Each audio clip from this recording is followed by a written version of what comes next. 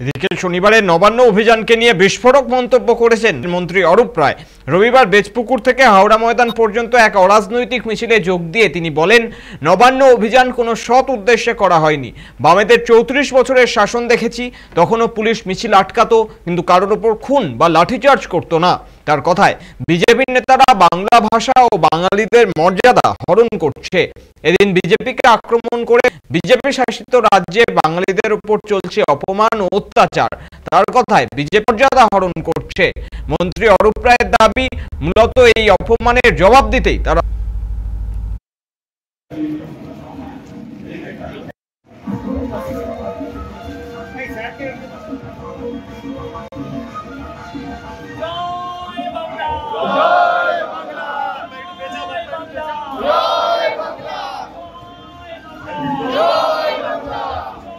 যে উদ্দেশ্য নিয়ে মিছিল হয়েছিল সেই উদ্দেশ্যটা ভালো ছিল না।